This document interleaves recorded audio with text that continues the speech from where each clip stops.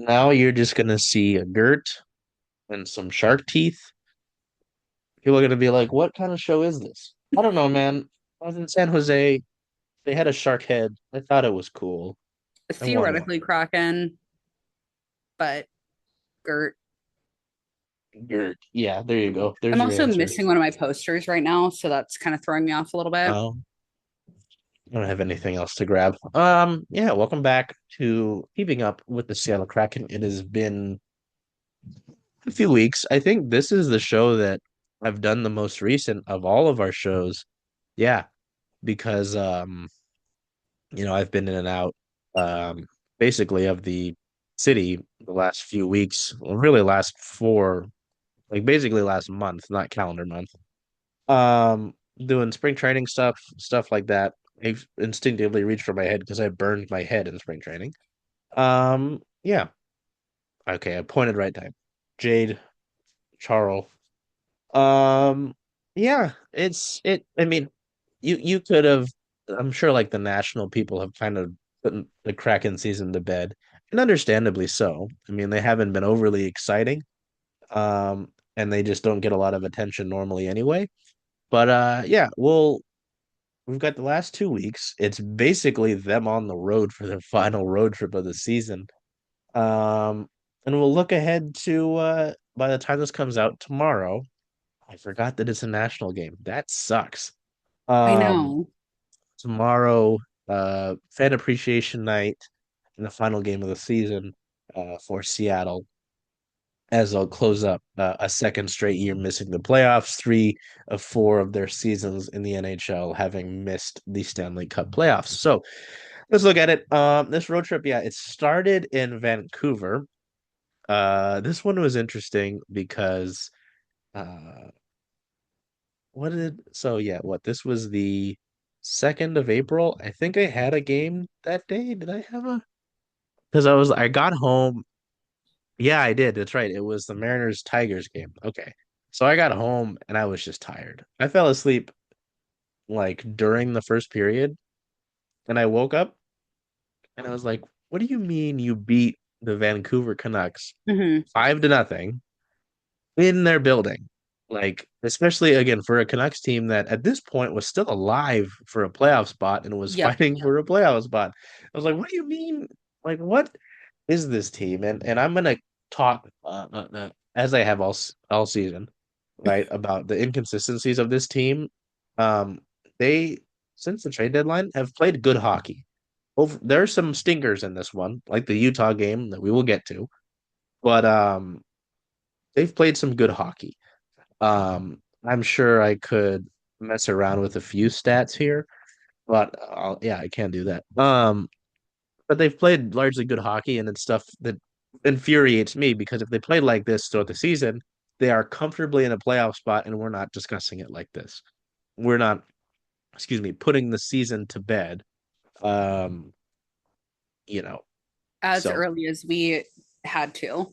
yeah, like, do you remember off the top of your head when the trade deadline was? March March 7th. Got it. 7th. Okay, so if I go, Please don't ask me about the trade deadline. you wanted it so bad. I know. And then it was just traumatizing. Let's see. Oh, okay. Well, it would have been 19th in total points acquired on the season, but I'm sure there are a few other numbers I could puck around at. Um, yeah, they've largely played some good hockey, which is encouraging to see, you know, uh, and as we've said it throughout the second half of the year, and it doesn't need to be repeated. I was thinking about this while I was getting ready to do the show with Jade. I was like, we don't need to talk about what's next because we've been talking about it, right? Like, you can just go, well, if We've you talked want a it to stat death. from since the trade deadline, they're 10th in shots per game, which is a marked difference from what they've looked like uh all season. Their shots on goal have been horrible all season. Excuse me.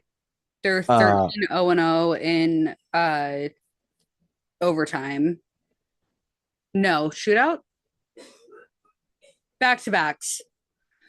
Oh, Sorry, I was mixing up Flyers. I was Fucking like, Flyers. what are 13 you 0 and 0 talking about? in back-to-backs. Wait, I mean the other way around. They Thir have no wins. oh, 13 0. Oh my God, sorry. I was like, no. For reference, Um, everyone, it's 11:30 on a Sunday and I'm it is. tired. Speaking of the Flyers have the most goals for per game since April 1st. So that's cool, I guess. Okay, I gotta get back on Super. track. Yeah, like it helped them. Um, like, yeah, it again, the inconsistencies all season have been an issue, but for them to, look this good throughout the second half of the season is nice. Like as much as I like to have seen it Hmm. all year, that's nice. They had a few days off. And then Saturday I decided to go and join them. I said, "Hey, sure, let's go down to California." Um, Saturday was interesting. I mean, nothing too crazy for morning skate out there. I think at the time, yeah, Jaden Schwartz and Ellie Tolvanen had missed. Uh, was it the Vancouver game? Yeah, it must have been. They were injured. I think both had practiced on the Friday. Yeah, I didn't get to make it to that one. That's right. Um, and then they handled San Jose pretty well. Um, it was interesting to see this one because the sightlines in San Jose were horrible. If you've never seen any viewpoints from that, they are really bad. Um, Good time though. I mean, I bet the Shark had. Um, I mean, Kraken went up 2 goals within the first 10 minutes, and that makes things easy. Will Smith scored about 14 minutes in, and I was like, "Oh boy, like here it comes." I was fully expecting them after how they looked in Vancouver. I was like, "All right, they're gonna come back to earth." San Jose actually has vibes. Like Hmm. it's not gonna be good. And coming out of the first intermission, Seattle said, "Hey, screw it. We're gonna go on a 3 goal unanswered run and put this game to bed." Which was fascinating. Chandler Stevenson was able to get in and handle things himself. Jaden Schwartz also unassisted, and then Jared McCann hit the 20 goal mark. Uh, 4 straight seasons of 20 goals. I think every 20 goal season he's ever had has come as a Kraken. I think I asked him about that in San Jose.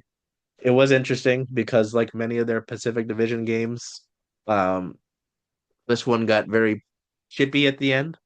And it was interesting being in San Jose because the way that the building is laid out, like at CPA, both teams go out back through their benches the same general direction. Not that case in San Jose. The Sharks bench, if it's over here, they go straight out here. The Kraken bench over here, same side, go all the way across the ice to get off, and that's where we would do media. And so I would like Jamie Alexiak got a misconduct.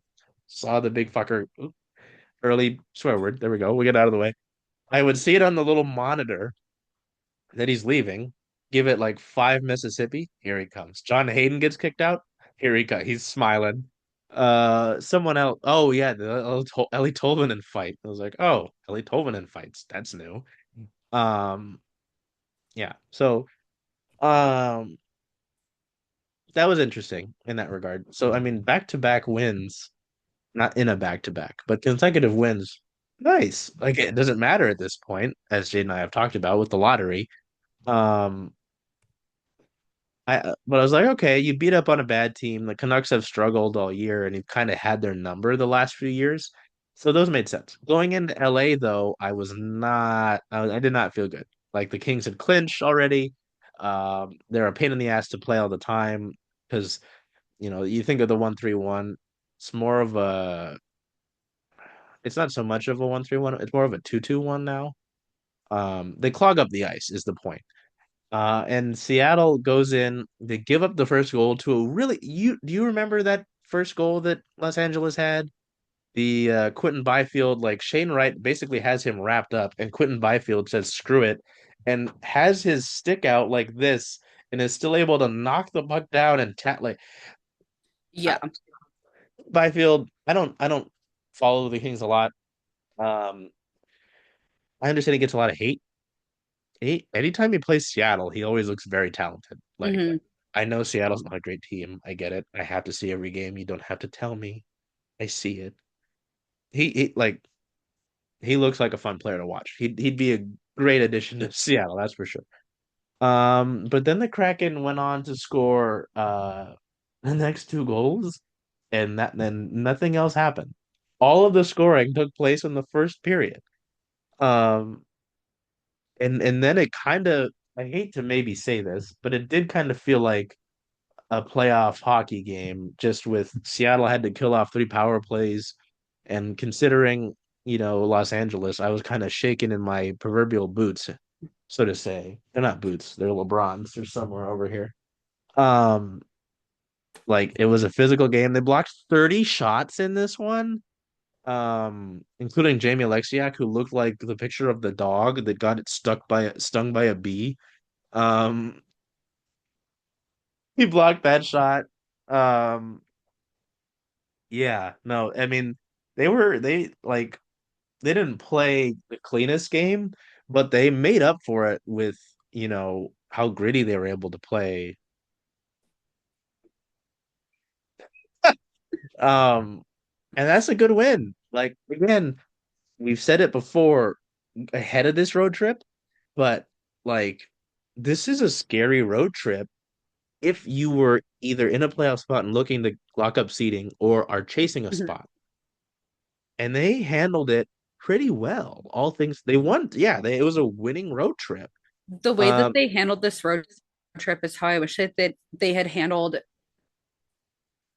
almost any road trip prior to this point in the season. Or we've talked about it, I think specifically on the last episode with the pre-Thanksgiving home and home back to uh, back, or is that what yeah, kind of home and home back to back, but like a little bit altered where it was the Ducks twice, the Sharks that twice. weird one. Yeah. Yeah. This is how I would have liked to see them handle that. I think that, and we've said this a thousand times before, that if they had handled that specific series of games differently, there would be a different conversation happening. And um, this would have been an ideal situation to see them take that in. And so it kind of sucks seeing it now where it's like, cool, they, whatever, have like 5 games left. So what's the point of winning? When I know you know this about me, but I'm sure not everybody listening does, that I am a tank enthusiast. If you're going to start losing, just tank. There's no other point in anything. Just start losing. That's your best bet. And then, you might lose more than the next team, and then you have a better draft pick. And they're just not doing that. Funny enough, at least in their last four games, you could make the argument that they tried. They did do Like their best. Los Angeles, this Kings game that we're Mm-hmm. talking about, LA had chances. Yeah. LA got unlucky at some points. The Mm-hmm. Utah game, they just got slapped around. That was Well, ugly. That was disgusting. The Vegas game, 2-1. Sure. It was mm-hmm. close. That's all I need. St. Louis, don't know what the hell happened in the third period. I, They should have lost that one. Like St. Louis kept answering, and I was like, all right, so you're gonna put us to bed. That's fine. yep. We can shoot out. Like, and so Seattle, who should, you could make the argument for tanking, right? Puts a wrench into things for the Blues Mm-hmm. because that West wildcard spot is not locked up yet. So yeah, Well, it's no, much closer now. yeah. Um, I gotta look at that. That's right. So yeah, that Kings game, I mean, it was a good hockey game in general. In a vacuum, wonderful. Loved it. Yeah. Happy experience. But uh in the context, oh yeah, no, Calgary and St. Louis are separated by points. And Calgary has a game in hand. Wow. Okay, yeah. So Seattle put a wrench into things for the Blues. He's also thumbs downing. Oh, I thought you were showing his ass for a minute there. I was like, No, all right, he's nice. also thumbs downing. The Utah game, do you really need to talk about it? Like that No. one was just really ugly. I think the biggest one was biggest thing about this was Joey Decord being in there as long as he was, and I need to add context to this because I saw it happen. We were we talked to who did we talk to? We talked to Stevie and someone else after the Kings game. I don't remember the other one. It doesn't matter. Oh, Berkey, yeah. Um, and I remember we were waiting for Stevie, and Phil came out. Phil was in a suit and he was getting ready to leave because after a game, these guys, especially for a back to back, they're packing the bus so they can leave. And they got to get going. The equipment guys are working like hell. They need the players to pack their bags for them, give it to them, and we go. Phil was walking really gingerly and he was grimacing. Um, and it's tough because it's my job to report it, right? Like if it's in my sight range and I can hear it, unfortunately, it's how it goes. Like today with Troy Taylor, the Mariners have a guy who's injured. I saw him go into the clubhouse while we were waiting post game to do post game availability, and he walked in. He's more than likely going on the road trip. I think I'm the only one to say anything about it. Like none of the beats that were there said anything. Like, but no one has texted me to take it down. I haven't been Mhm. executed yet. So, yeah. So, you know, um,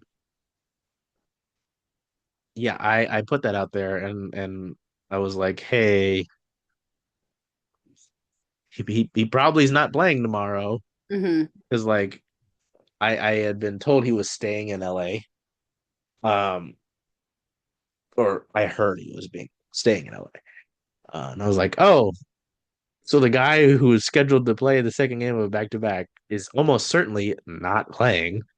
And so they called up Victor Ostman from Coachella Valley, yeah, because he spent a lot of time with ECHL with the Mavericks, but with Steska hurt, it had been Ostman. Yes, that's right. Okay, I'm all settled now. And I get it, but you're already losing by what, five? Once it's 5-0, let's go. Come on, Mhm. it doesn't matter. Your season's gone.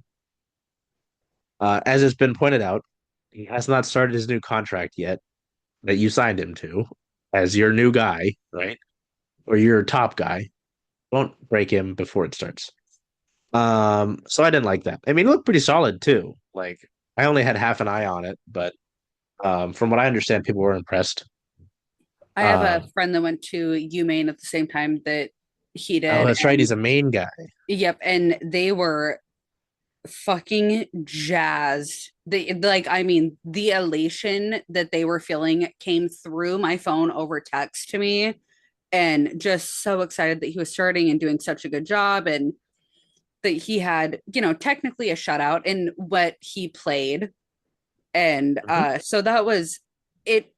It's always really cool when you have kind of a little bit more of like a personal connection to a player where like you can put a Oh, sure. person to the player. And so it's pretty cool to see that person so excited about how good he was doing. And they went to UMaine at the exact same time, and so they watched him play and all this stuff. And so yeah, that was fun for me to see. But aside from that, it was also really upsetting to see how terribly the Kraken were doing.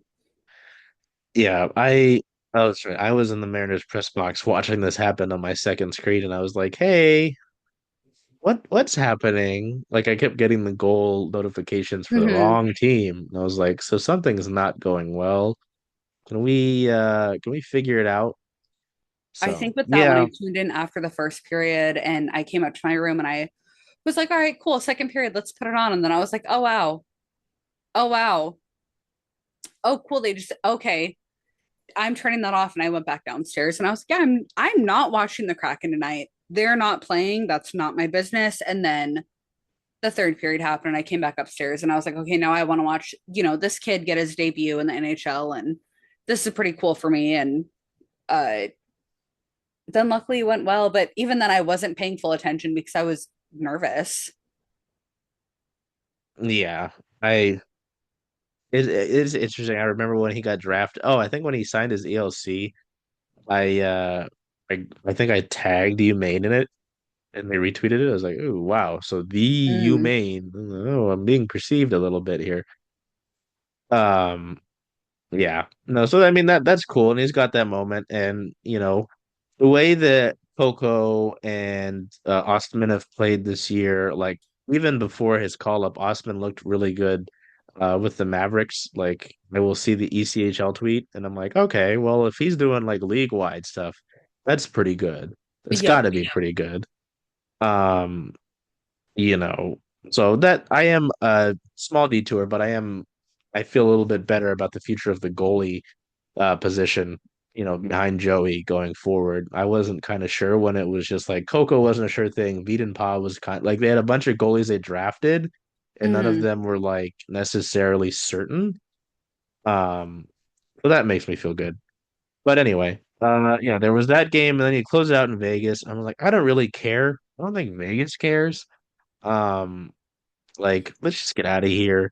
And at Seattle's point, I mean, again, 2-1 holding Vegas to 2 goals is not a bad thing at all. Um, you only get the 1 goal, so it's not great. Oh, the Barbashev goal pissed me off. That's right. Okay. Oh, and so okay. Yep, now I remember this. So that was frustrating. I mean, to take no penalty minutes though for the Kraken is good, knowing how stupid they've been in the box at times. They've also been really sacrificing the body a lot. I'm seeing them dominate the block shots a lot. I mean, this is just all stuff. Someone said this earlier in the season, but they were like, wow, who would think that block shots would correlate to less goals? Like, oh, that wasn't the point of what I was saying. But Yeah. thank you. Um, like there was times where, those things didn't correlate, but they were winning. And I was just like, okay. It's just again, as someone who inputs blocked shot stat on our stat posts, I like seeing when something I track basically every single day relates to something. Hmm. Um, it's just me. Uh, yeah. So I mean, and I think shortly after this, Vegas locked up the Pacific Division as well. Um, oh yeah. Well, excuse me. And Seattle drew 2 penalties in the third period, looking for a tire. So you know, again, play it tight, play an exciting game, but lose. And then St. Louis happened, and so Jayd was here for the full game. I showed up right about after first intermission had ended. I didn't miss much, I guess. I guess that first intermission was just kind of a snoozer. Um, you can correct me if I'm wrong, but then like everything Nope. happened after I showed up apparently because I saw Yeah. Jaden Schwartz score. I was like, oh, sick, like nice. Uh, the Roddick Foxa goal. Then things went crazy. Roddick Foxa 106. Okay, 5 minutes later, Mikey Asimont scores. Uh, 40 seconds after that, Colton Pyreko scores. Uh, 13 seconds after that, Nick Leddy scores. And then about 2 minutes after that, Shane Wright ties it, and we go to overtime. And I'm like, Jesus Christ, what just happened in the final 10 minutes of this 10, 15, whatever? What happened? Oh no, it was the first 10 minutes of the period. Sorry, math hard. Um, Math. they didn't really get any great looks in overtime, if I remember correctly. The It Kraken. just, yeah, I felt like they kind of dominated over time. Like I feel like they had more possession of the like puck possession. than, yeah, Yeah, I possession was gonna wise. say Not it felt really like a like great possession looks. There overtime. was two shots on goal in overtime, and the Kraken, I think, if I remember correctly, the Kraken were the only two that had the shots on goal. Yep, But that yep. doesn't really mean that they had like great looks. It just was They were the only dominated one who put the puck toward the net. they dominated the ice a little bit. And that was unfortunately, again, really refreshing to see where you're wondering where this has been all season, Well, and then except another for thing, then it goes into 7 round shootout. yeah, another thing. Only 2 penalty minutes in this one for Seattle. They win the blocked shots battle. Mm-hmm. Um, I was gonna say this was a very low shooting game. Yep. Also highlighted. Seattle never had more than 5 shots in a period on goal, which bad. But they also only allowed St. Louis to get double-digit shots in one period, and that was the third when all the scoring happened. Mm-hmm. That's not bad. Holding a team to 23 shots in a game is not bad. Yeah. Um, what so weird. It was just such a weird game. Like on top of the day being weird, six of Seattle's pro teams were playing. Like I had just come from a soccer game, and I sit down and I see all of this madness, and then instead of going to a shootout, and unfortunately, what is probably Philip Grubauer's last start as a Kraken. And I need to say why. I need to say this because we've already talked about it, but there are still people who have been like, what do you like? I see you're saying this. Why are you saying this? This man, a very nice man. He's been very nice to me and all of our coverage. He's been a great human being. I don't think that's something you can dispute, unless you're just ignorant and you're just mad at him and you say weird things on the internet. I understand the contract is bad. It was bad from the start. Giving goalie that much term, bad. Ron, make a bad decision. Crazy thought. Thinks he would do that with other contracts. Um, his numbers are undeniably bad. I think he gets a bad rap and play in front of him, and just generally a bad rap. That's neither here nor there, right? The numbers undeniably, if you're looking at it on a paper level, bad. Age with those two things combined, bad. Hmm. And the last thing, you've got a guy who is the face of your franchise. You just signed to a long-term extension that kicks in next year and is your 1A. You can't pay his backup that much money.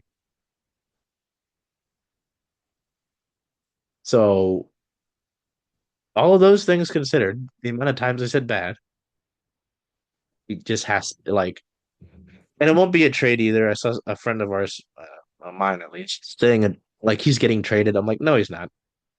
No, no one's taking that in trade. He will get bought out this summer, and then he will go to another team. I don't. He will not have a problem finding a team. Someone will bring him in, Hmm. especially with how he's looked since Coachella Valley. He's looked good. Like I don't remember what game it was, but RJ with Emerald City Hockey was saying, "Hey, the swagger's back, the confidence is there, his reaction time is good, you know." That was the Dallas game on March 31st, Ah, yes. So I think. he's looked good. He looked good in this Yeah. one. Like, you look at 3 goals against, sure, I mean, but also, if you consider what Dan Bilesma said afterwards, about him still not feeling 100% and that too. he was Yeah, sick and this, that, and the other thing. And then he came in and he went that whole game, 2 periods without letting a single goal in. And then it's not until the third period that he's letting, a couple goals in. That's not super that's ideal. But, ridiculous. That's yeah. ridiculous. But you're also doing a really good job. And then you're going into overtime. You're not letting a, not that they had any shots on goal, but you're still not Yeah. letting a goal in. And then you Well, go also into, to get bowled over in overtime like a bowling yeah, pin. also that, yeah. And then you go into a 7 round shootout and He your stops team, 5 shots. yeah, and your team still takes the win. Like that's pretty big. Yeah. So all of That's that. that's some Um, swagger back, in my opinion. But what do also I both with him and with the team, St. Louis has been probably the hottest team in the NHL know? in the second half of the season. So to play like this against that team that again is still playing for something, Yep. and for him to look good like he did, again, just makes you think. And honestly, with the Kraken, how they are right now, against Jordan Bennington and winning against Jordan Bennington, I know it, even saying his name kind of grosses me out. But anyways, playing against him and winning against him, that's huge for the Kraken where they're at right now. I wish that they would have done this, I don't know, months prior, but they're doing it now. That's fine. Yeah. Oh, excuse me. Sorry. Someone told me to try the purple Red Bull. I did not like it. Flavor no good. I also don't like Um, that one. mm-mm. um. So yeah, excuse me. Cool. Like the second season, how I view this. second half of the year, it's twofold. I think for development's sake, long term, and in tanking sense, if we're looking at this season, their success, like I'm comparing the second half Kraken and the second year Kraken here, right? Development long term for the second year Kraken and the tanking for the second half Kraken, like bad, right? What they've done is bad. Yep. For the fans, though, to experience the second year, to experience Stanley Cup playoff hockey, I think that was great. I think that's great. I think it is good for that to happen. As a person who's like, actually, a lot, like to, because yes, there's been hockey here. That's undeniable, Hmm. right? But Stanley Cup playoffs are a different beast. To have that here is great. I think that's needed. Not needed, but I think it was good, and I think it did capture a lot of people, right? I think we know people who said, "Oh, I remember the playoff run." Full stop. I think that was good for the second half here. I think this is good because you've got guys feeling better. They've got guys playing better. We talked about it last episode. I don't want to talk myself into it, but if this is what Andre Burakovsky is going to look like next season, I am fine with that. Hmm. Fine. Not good, not great, not happy. I'm fine with it because I know they're not going to own up to two mistakes this offseason, right? Um, if that's how he looks, perfectly fine. If Shane Wright continues and is a goal away from a 20 goal season, perfectly fine. Jaden Schwartz has had a great productive year and has been a great leader when Jordan Eberle's down. Dan Bilesma said he was his leadership with Jordan Eberle down. I think I don't know if it was verbatim critical, but calling it critical, good, I think right? that I think it was critical or like Something like that. key or something like that. It was a big But that's word. why or why he's nominated for the Masters. Masterton Trophy right now. Yeah. So, Um, you know, I can go down the list here, but you get the point, right? hmm. Like this does solidify my belief that they're not that far off. Like people that are telling me that I'm crazy, um, in that regard, I don't think they're far off. I really don't. I would like more from players like Maddie, but Chandler Stevenson, what, had another 50-point season? He's had how many of those in his career in a row now? I can look. One, two, three, four in a row. But yeah, four in a row. Um, Not bad.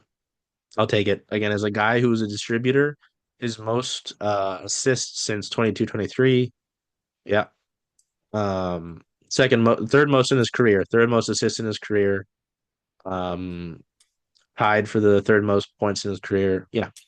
On a team that lacked in finishing this year, I will take that. You get him some like legitimate further talent and or continuity on his line, Uh-huh. that'll go up. I'm not worried about it. That's why I Um, don't stress about Stevenson at all when people are like, he's not living up to his contract dollar worth. That's just not. and I think a little bit of that has gone down as the season's gone on, and as I he has agree. produced points, at least that Well, I've seen. I could be wrong.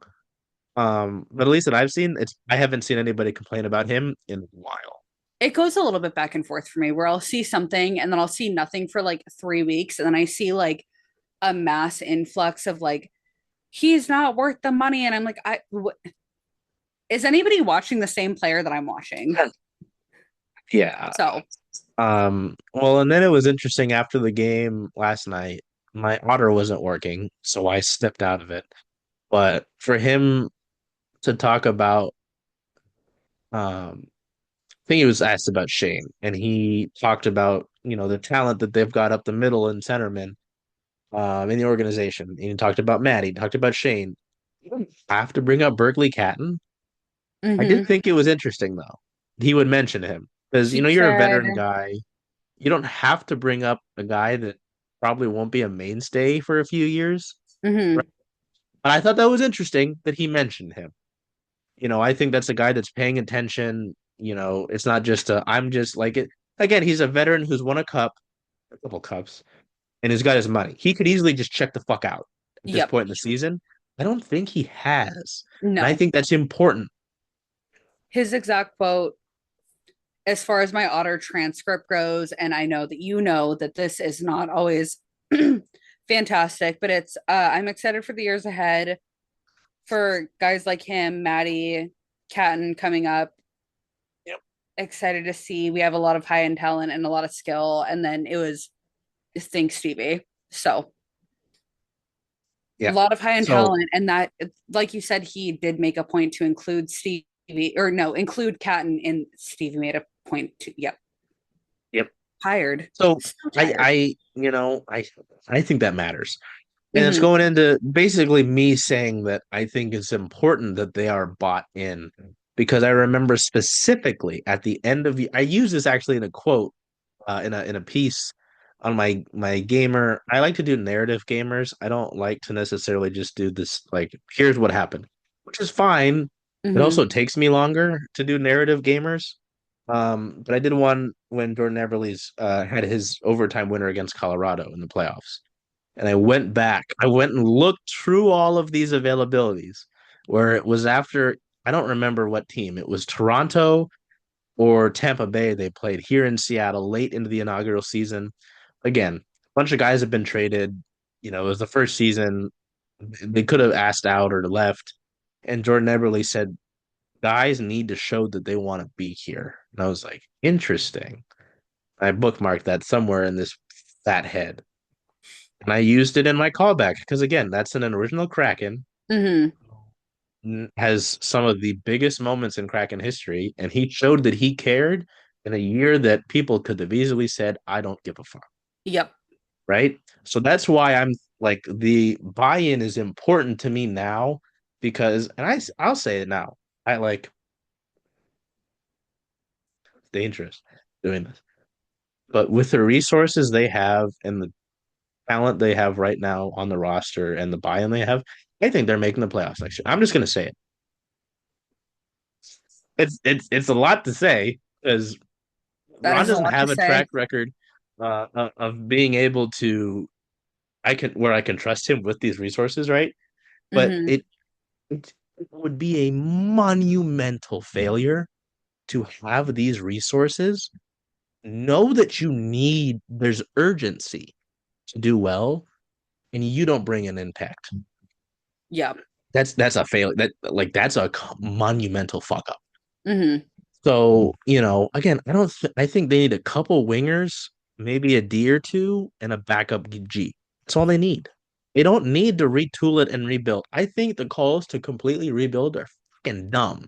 Not only because it's not happening, also, you're not getting rid of a 22-year-old C that's got an A, even though I disagree with him having an A. 50-point producer is a C who's won two cups. A 32-year-old forward who wears an A and has won two cups. One cup, sorry. Jared McCann, who's been, is he the greatest Kraken of all time right now? I think so. It's 4 years, but point production wise, like dedication to the city, I think it's Jared McCann. Um, like you don't completely scrap this when you've got a good mix of veterans and young talent, like with Shane Wright, like with Capo Caco. We're throwing Ellie Tolvin in this as well. He is 25, so I'll throw him in there. But with Maddie, right? Like, you know, I think completely tearing it down would be wrong. I don't think like I understand people are mad with the retool talk, but I think it's true. So I think that completely, and I'm gonna say this use until me. I'm blue in the face. I think that retooling, or like, no, the talk of tearing it down is it not, throw it out the window. I think that what needs to happen is like a few, and by a few I mean more than two big key players into the lineup next year in free agency, in trades, in whatever. Um, I think that Ron Francis did a great job starting that last season with Stevie and Montour. And I think that that needs to continue into this year, where at the trade deadline or in free agency, you're making big splashes to make it Kraken themed, but like you're doing something a little bit more serious and you're getting Yeah, something a little like a bigger piece. And I do worry that that's not going to happen. Um, but I'm hoping that that happens. it's just, with oh, interesting. Yeah, with the money that they've gotten, and this is just we're gonna ignore the draft picks for a minute. With the money that they have right now, and a slight boost that they'll get from a group hour buyout, um, not accounting for if they decide to move on from Burakovsky, which would be admitting two wrongs. If you move on from a Jamie Alexiak, you free up more. Yes, you have to sign Capo Caco, but with what his term should be, and with the cap going up, not worried about it. Like you should be able to add probably two legitimate real players, I think. Mm-hmm. Okay. Go to the deadline. Say you're close. You need to put yourself over the top. You do have picks into the next few years and a prospect pool that is Yep. very real. Those are tools to push yourself over the edge. Like there will be people who get mad if they do inevitably trade some of these prospects to get a proven player. It's just how this is how this is. But also then you look at like the Leafs where they traded oh, they traded one of their big prospects, not Grabenkin, the other one. Mint, Minton, Fraser Minton. Yeah, they traded one of their bigger prospects this year for I think that was Brandon Carlo. Oh, yeah, it's Fraser Minton. Okay, Um, but then you God, look at he all is these other white. teams that are doing these. He's white. I know. You look at these teams that are doing these prospect trades, and that's just the way that the game goes. And I That's feel the like nature of the beast. Seattle gets a little bit too. Oh, that feels really mean because I also get hung up on prospects. But Seattle fans get a little bit hung up on prospects. Well, it happens. I see it with the Mariners too, and that there's people that go like, "Hey, prospects are not a proven thing. Mm-hmm. If you can get a proven player, you have to do it, especially if you're a competing team, right?" Yep. Um, and you know, yeah, maybe these prospects, they don't work out for you, Mm-hmm. and then you're like left wondering, what if, you know? So yeah, no, I mean, it's like again, they have the tools. I'm banking on Ron doing the right things. Yeah. Um, I think they can make the playoffs next year. I don't think like you look around the Pacific Division, I don't think there's a lot of sure things. I Mm-hmm. think San Jose is several years off from being a year off, right?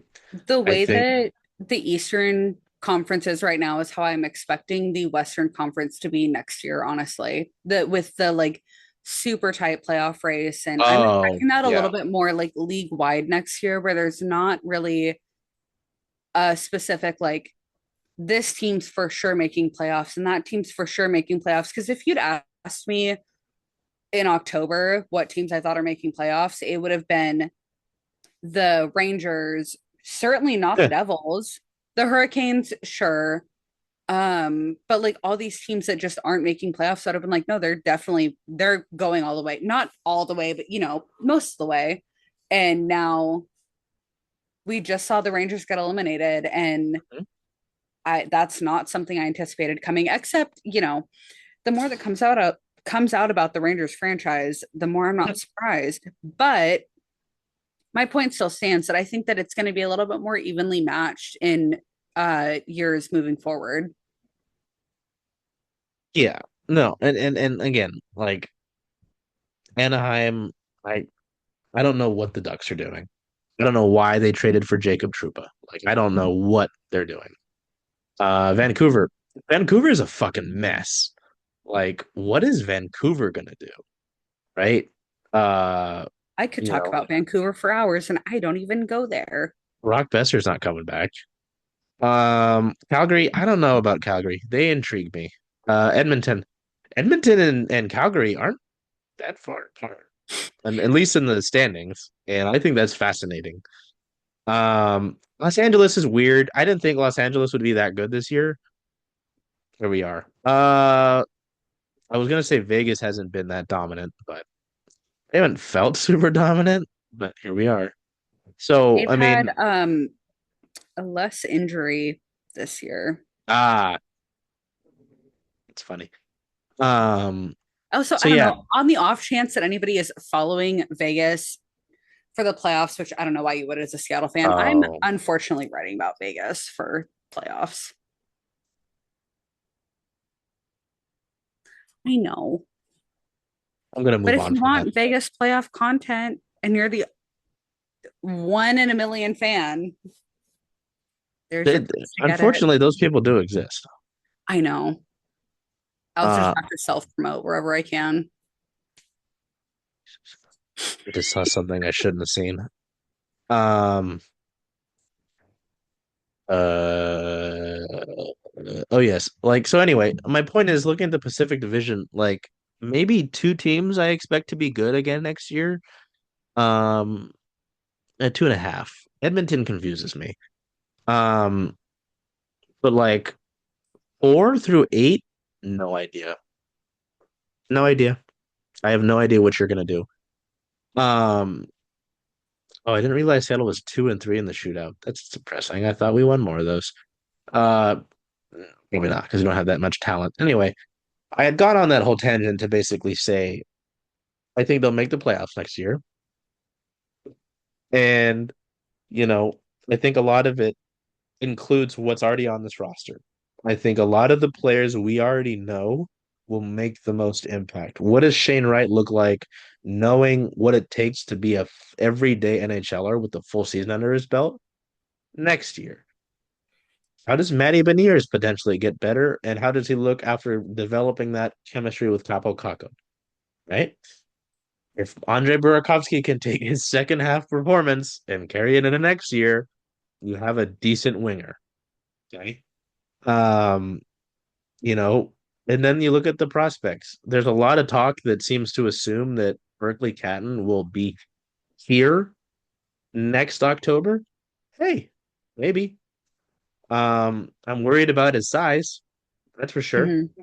But he's got all the talent in the world. I don't think that's a discussion, right? I mean, he scored, I think it was tonight, uh, in Spokane in the double overtime winner, and his point numbers have just been like something out of a video game the last, I mean, all season for the in the WHL. I'm pulling it Um, up. He 18, has 19 years old, 2 assists tonight, game tying goal in the third period, and a double overtime winner. he has a 16 hundred and points in 6 playoff games. he has 109 points on 57 regular games this year. Or no, maybe that's all games. Games played 109 per elite prospects before anybody comes to fact check me. So the talent's there. Yeah, Like the you just size can't just stick him. Yeah, you can't stick him on a fourth line role either. mhm. And someone said people are like, "Oh, put Shane Wright on the wing." Why am I putting Shane Wright on the wing who's bigger, has shown he can handle a centerman role, has done really well, like elite possession numbers, Mhm. plays well in the defensive zone. Why am I putting him on the wing? Yep. Why? If anything, I'm putting Catton on the wing. What are we doing? Um, so yeah, you've got that talent. I really loved what Yanni Newman did in his time here. There's times where he certainly showed he needed to grow, but also he is in his rookie season in the Mhm. AHL. Um, like he's still learning that league, let alone the NHL.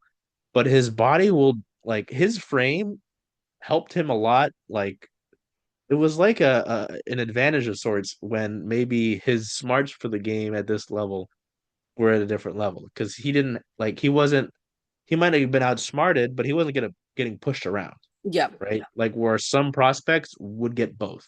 See what Mhm. I'm saying? Um, like, and if his passing is good, the shot is obviously the thing that's talked about the most. He could be a real player on that power play that needs improvement next season. Um, I really liked him. Like he looked great. Other part of my California trip, morning skate against LA. I said, "Hey, what are you looking for, Dan, from Yanni Newman against a Kings team that grinds and is difficult to play against?" Great answer. He gave me a great answer. He said basically that he should have just been there for the homestand he got cut up for, and that he played his way to earn more games. Guess who gets sent down an hour later? Yep. Yanni Newman.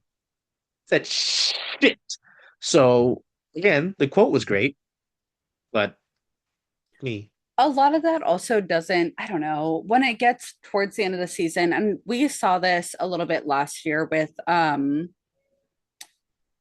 Morrison and Ryan Winterton, where they were both up towards the end of the season. And then once it was like solidified that the Kraken weren't making the postseason, they just kind of stayed up for a little bit and then got sent back down. And I feel like it was kind of like a flip flop. And I remember Oh yeah. being out of practice and hearing a bunch of people, they were like, oh my God, babies. And I was like, oh yeah, Oh there's Lomo and Wentz. Like I know exactly what you're talking about. And so I feel like we kind of saw that a little bit with Newman and Winston again this year, where they just kind of came up, went back down for their play for the Firebirds playoff push. And I think that that's fine. It is a little bit frustrating when you're like, okay, cool, this player's giving really good looks into their NHL, potential NHL career, but then they get sent back down. Like it just kind of, it can be a little bit disheartening, but um, I don't know. I guess for me, I'm so excited to see what happens in the draft and in the like rookie camp, development camp, training camp, and in the preseason next year. And like, who is Seattle going to bring in? Who are they going to keep up next year rather than, having these players that are up for a few games, then set back down for the rest of the season until they're needed again. And so I guess I'm kind of on a like looking out trajectory where I, what's the next move? What are we doing next? yeah. No, well, even with so yeah, I mean Newman, I was gonna say he Which I went could see down. him even like fluctuating a little bit more next season with going up and down and being a little bit more of a reliable call up if Um, he's not in the NHL full yeah, time. I mean, like, yeah, especially considering that it's his rookie year in the AHL. Mm-hmm. I was gonna say his first game since going back down, he scored 2 goals. Like, I thought that was funny. It's like, hey, I just dealt with a bunch of NHLers. Fuck you. Here's what I Yeah. learned. I was gonna say, yeah, I was gonna look at this. Uh, sorry, I got a text that does not make sense. Um, let's see. Calais doesn't make sense to me. I don't think he's performed well enough. Like I was really high on him after the World Juniors. Hasn't done much since. Ryan Winterson's interesting. Like I don't know, decently big body, 6'2", right, nearly 200 pounds. He just hasn't done a lot when he's gotten up here, right? So I don't know. Um, outside of that, like I think the only one maybe that makes sense to me is Jacob Melanson if it's in a fourth line role. Outside of that, I don't know about too many other birds. But yeah, anyway, to go to what you said about the draft, like people are like, oh, like who's going to be available? I don't know. Like it's not Nobody clear. knows. Yeah. We won't know until closer to then because I don't expect Logan Thompson to get traded to Washington on, while he was sitting there waiting for an autograph session Yep. in Las Vegas. And even then, when you do know who is available, it's not a guarantee. Because like last year, Beckett Sneck, for example, he wasn't Ah, anticipated to go third overall to the Ducks, and then he went third overall to the Ducks, and then now he's still in the OHL with it's not the Gens. It's I don't know, whatever fucking team he's with. Um, but anyways, he's still in the OHL. He's not even up playing with the Ducks, despite going third overall. Like the draft just is so unpredictable, and I'm gonna be writing about the draft a whole lot in the upcoming weeks because that's the only thing that's going on aside from Vegas playoffs. Um, but I'm gonna be talking about the draft a whole lot. So if you want to follow along, check out my profile, my Twitter for that. But I it's so unpredictable because even last year I anticipated different players going first overall or you know Oh third, yeah, fourth, I see. fifth, and even then if a team has a fifth overall pick, they can still trade that to get a later pick or a better pick or whatever. And the draft is almost as unpredictable as the trade deadline. Well, I mean, especially this draft when it's like what, four, five guys Yeah. are one tier, and then everyone else is just kind of Yeah, everyone else is super, super, super depth. Like they're gonna play out their whole as long as they can in the OHL, the WHL, uh, any of the other Canadian major leagues. uh, the HLs. Yeah. Um, yeah. So, And excuse that's me, a-okay. excuse They're me. doing their best. But Well, and sometimes players make jumps, but yeah, it doesn't look I'm good. also anticipating personally a handful of trades for this year's draft picks, the 2025 Oh, draft picks okay. into 2026 draft picks. Because next year there's Gavin McKenna, who I don't know if you saw that goal that he had today. I tweeted about Oh, it and said yeah. Gavin McKenna masterclass. But like there's Gavin McKenna, there's all these different guys next year that just there it's so much more similar in my opinion to the draft class that like Connor Bedard was in or even Ah, the 2024 draft class. So, uh, what was I gonna say? Oh yeah. Well, I was gonna say again, we don't know who's gonna be available. mhm. People will get like taken loose. Like I cite Dallas as a place that's gonna be interesting because they have players that they need to pay, uh, and not a lot of space. So they'll have to shake things loose. People become available. That's just kind of how the things is. Are teams will get free agents, and then there will be cap casualties. Mhm. It's what happens. There will be players that they'll get moved near the draft. My point in saying this all though is, and my last part in this is, Seattle needs to be ready. Seattle Yeah. needs to be ready Sorry, I to went on pick a up the draft phone. tangent, but yes, Seattle needs to be ready.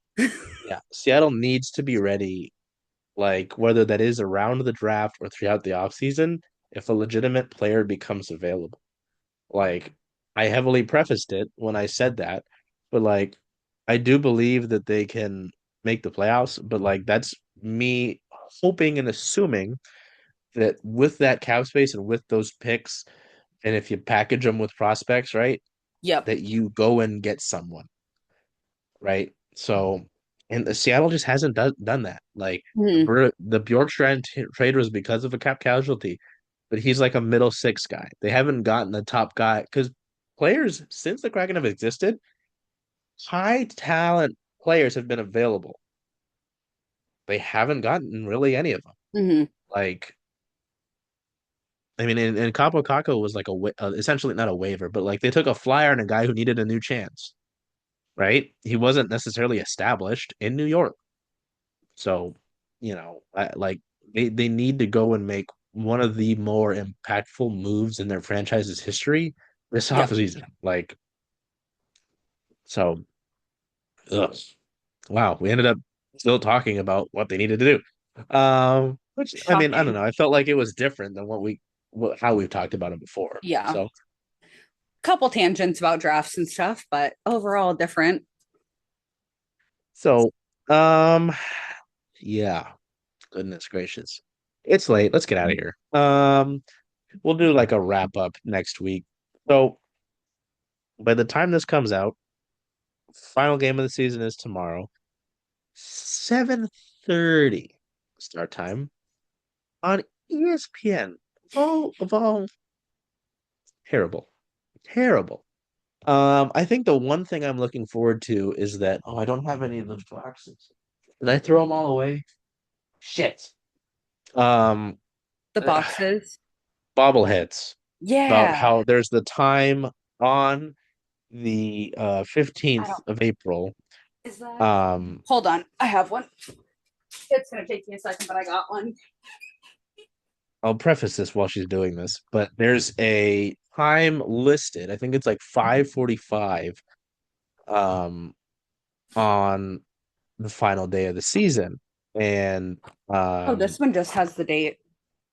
This yeah, is because as we got four closer fifteen to it, twenty five, they started revealing more. and this is the York Strand Bjorkstrand. bobblehead box. So, I think it was one of the goalies that had the time on. It was like it's sometime before 6. Like something's gonna mhm. happen. And I've asked Shabs, who designs these. I was like, "Hey, so what's happening?" She's like, "You'll have to wait." I'm like, "Son of a bitch." Um, looking at Phil, like he'll have. Do you know? Do you What do have you the know? answers? Wake up! I almost poked myself in the eye with his goalie stick. What about you? What do you know? Nothing. Thanks a lot, Joel. Yeah, I'm not usually Um, a box keeper. That's the only one I think that I have. so something's happening. So that's something to look forward to. But Yeah. I don't know. I think at the end of it, it doesn't matter what happens in this game. I mean, I guess for slight lottery reasons, you'd like them to lose. Um, but I don't know. Like, I'm fine either way. Like, give the fans something to one last thing, sure.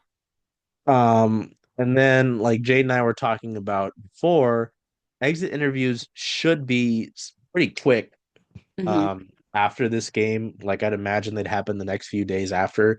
That's how it's been before, and even last year when they played the last game of the season in minute, also on national television. Um, I remember that game was on ESPN. Yeah, the Minnesota game. Um, it was a few days after. So, um, we'll get to that.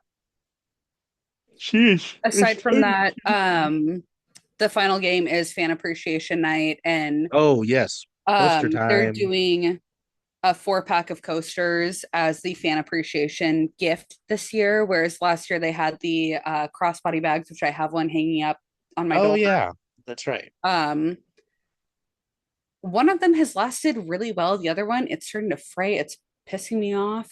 And I can Uh, never figure out which one is which when I'm like trying to go to a show where I have to have a small bag. But anyways, fan appreciation night this year is coasters. I am excited for For different, coasters. yeah, I like little like I've got my little. It's like a layered UW stadium in it. all four So of yeah. them are different. And Allison on Kraken Hockey Network was talking about them the other night, and she Oh yeah. seemed super stoked about them. So I am also super stoked about them. Damn, I've got a pile of coasters. Oh, dude, yeah. Hold on. I'm serious. I'm excited. Okay. Some of them are just paper ones, but I kept them because they're cool. Like they had these at 32 Bar and Grill was the Mm, player ones. I'm not showing those. They're Funko Pop ones. Oh, Mount Rainier National Park. Like, oh, I kept them because they're cleats, but it's mental health. Okay. Are you okay? I'm not, no. Yeah, no, I like coasters a lot. Um, so that's cool. yeah, Anyway, I'm yeah, super it'll be excited fun. for that. But yeah, and then we'll have exit interview stuff after that, and we'll wrap the season up. Even though it feels like we've already wrapped it up. But I mean, Yep. with all that being said, I mean, I think Jade and I will be busy with this show anyway throughout the off season because we'll have exit interviews. We'll have, there'll be stuff to the playoffs. Maybe we'll do like an offhand playoff one because I mean the Stanley Cup playoffs are always highly entertaining. Maddie Beniers Um, is reportedly going to the Men's World Championships in Sweden and Denmark, I think are the two locations yes. this year, Yeah. along with the Travi of the Them. Flyers, Oh, who I've already written about also for obviously not Seattle because they're Flyers, you but come on my show and you talk about, God damn it. it's the Travi. Um, I can't not talk about them. But anyways, so Maddie Beniers is allegedly reporting to Sweden and or Denmark for Team USA. So there will be plenty of other coverage. And then theoretically a couple draft profiles like there was last year, some draft coverage. We did that last year. you got ahead of me. Let me finish. Oh, no, I want to go ahead. Um, there was also a report that Adam Larson's joining Sweden. I'm gonna wait till I see more stuff on that. Yeah, there's that. Uh, there's the draft stuff. There will be free agency, of course, which is always very exciting. We'll have the rookie camps, the dev camps. There's the home and away thing that they're doing with the Canucks this year I got and to get a next year. passport. Shit. Thanks. Yeah. I have to get my real ID still. I was gonna do the Mariners Padres games, but I can't because like there's no appointments till like Oh, yeah, June. no, just get a passport because it's the same as a real ID. Yeah, but how long is that gonna take? Yes. Yeah, here you go. Yeah, I don't know when Um, that series is, so I actually don't know the answer. um, and then, by the time we get to that, we're basically at training camp again. Mhm. So we won't it we'll be back. Well, like we'll have stuff. So, all that to say, I we'll see can't how believe this season is coming to an end. I'm gonna feels like cry. it's been over for a while. I know. Um, God, I'll wear my fucking suit tomorrow. Well, by the time this comes out, it's tomorrow. Sure, I'll wear a suit.